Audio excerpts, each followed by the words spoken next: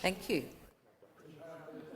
Member for Monash. Deputy Speaker, thank you, and I do appreciate and have great respect for the member who has just spoken, and he knows that. My only concern here is that government's hard, which the government members are now about to find out. It's never easy when you come into the government of this nation, especially in very difficult times. Nobody doubts in this House that these are difficult times, especially difficult times for families who are struggling with the cost of living. I'm probably unusual in this House, Deputy Speaker. I don't know how many others own their own car and pay for their own fuel.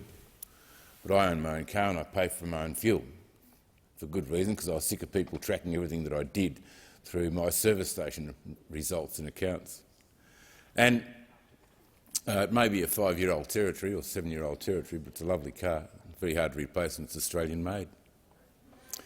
But, of course, I've noticed that my fuel bill has doubled. And I'm not on my own. I just can't imagine what it's like for a family in my electorate, because the Monash electorate is a large regional electorate, not compared to the member for Gippsland or the Western Australians, but it's a large electorate. And of course, my people, my constituents, have to travel. They travel for work, they travel for healthcare, they travel for aged care, visitation. They travel to take their kids to school. So fuel is a very large component of their outlays in any given week, month, year.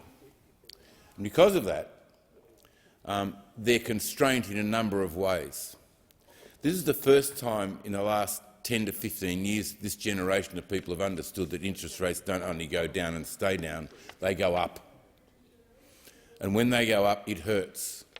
And from my reading today, it says that average families with a $750,000 mortgage, which was unheard of in my day, but that's what it is today, so I read in the papers as they explain where we're at, they have had an increase in their actual outlays of $1,400 per month.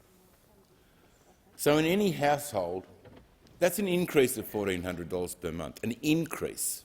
So in any household, they have high fuel bills, they have higher home loan repayments, and I read here that about 50% of people are about to go from their fixed-rate mortgage into their non-fixed rate mortgage, which will give that's about 40% of people will roll over into non-fixed mortgages.